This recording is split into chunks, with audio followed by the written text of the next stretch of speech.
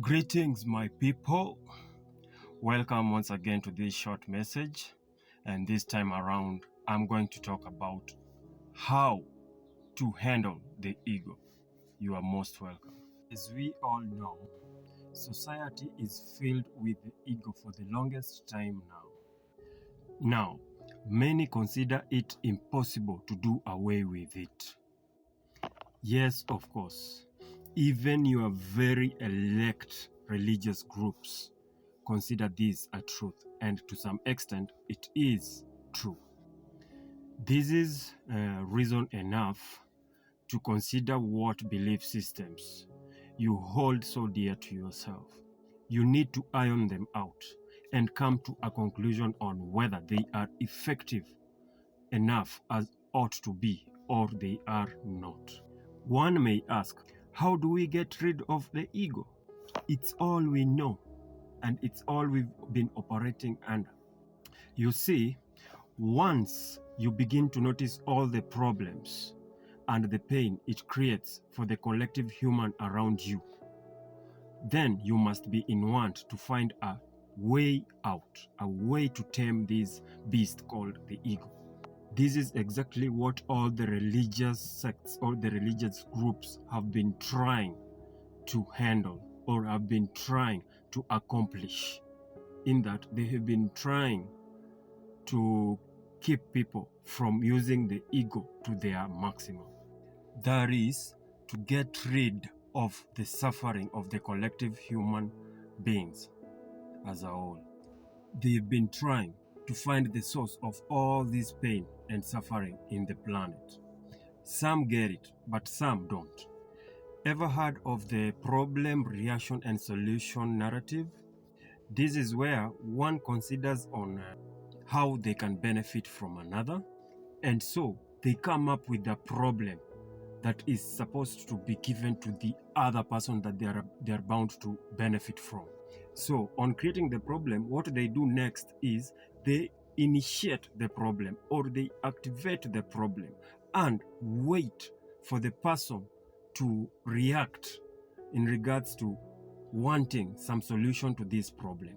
What normally happens, this person that has created the problem will come up with a solution to the problem, but this solution involves the benefit that they wanted from the first place. And so they act in a manner that now they want to solve the problem, they bring the solution, but the solution is actually their own idea of what they wanted in the first place. This is the problem, reaction, solution kind of way or tactic that people use to benefit themselves. And as we all know, there are so many systems right now that are operating in this manner. Some of them you will not even want to know that is exactly what they are doing. This is why you will never be told the whole truth the way it is. People will always give you half-truths because they are benefiting from your ignorance. So, if you've never known about this tactic, you might want to do some research about it, because this has been happening from time memorial, and people are still using it, especially those that you call your leaders. They are using it to the maximum because many people are oblivious of this tactic.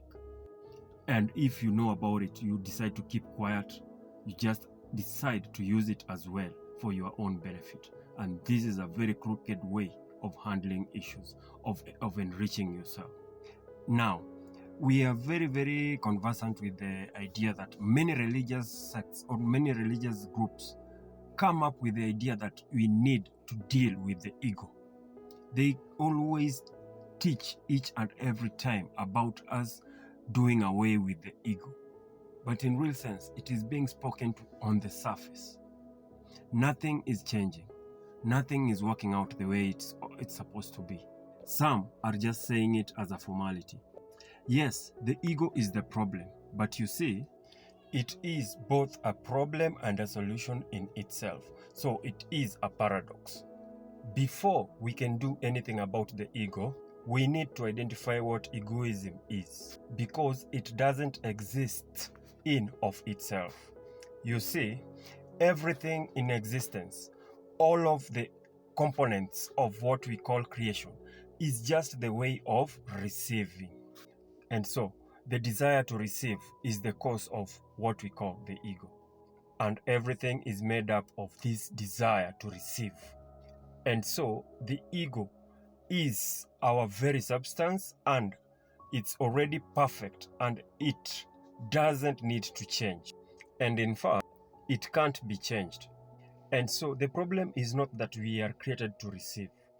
After all, since the nature of the higher creative force is bestowal, then obviously we've got to be a reception.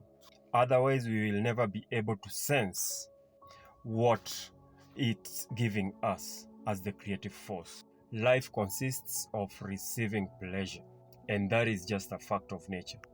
And so it's neutral. It's not good nor bad. Egoism is an intention that an individual has of the purpose that receiving from the creative force energy is made of. And so we need to learn on how to receive correctly in all our desires, because we must accomplish what our desires want. And our desires are actually functioning through the ego, as we all know it. Basically, if the reason for receiving is to satisfy oneself, then that is now what is called toxic ego. But if the reason for receiving is to fulfill another, as well as the creative force energy, then it becomes, we can say, becomes giving to nature and giving to the collective. But then the way we are wired, we can never do that naturally. And so that is why we are always concentrated or focusing on self. We always want things to ourselves. We want that good life for ourselves. We don't think about any other outside entity. And so being able to work for the others and for the collective and to work for the creative force, this is something can only be achieved above our nature, can only be achieved in a supernatural way. And that is not going to happen by either destroying the ego or surpassing it. So things only grow as a result of the expansion of desire, and we are purposefully given our desire in our egotistic form. And so it's our only tool. And so it's only by expanding the ego and then correcting it that we can ever reach a state in which we can be able to transcend it. And it's this process, like once of a ladder, that we allow us to gradually encompass and attain all of reality and achieve an identical nature as the creative force energy. And so the outer, we can say, action doesn't change. Only the intention behind it changes. And that's enough. Now, because of the causal upper force level, intention is the only action. As you can see, we are surrounded by a sea of light, and we are constantly being given and we are constantly receiving from this light that we are surrounded with. And so we constantly have an opportunity to feel and correct our egoism.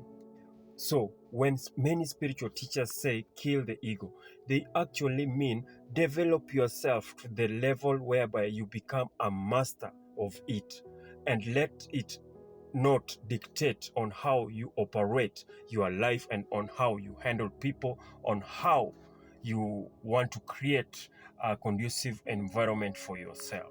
You need to tap into the divine and let the divine help you to regulate the ego that is within you, that is also beneficial to some extent.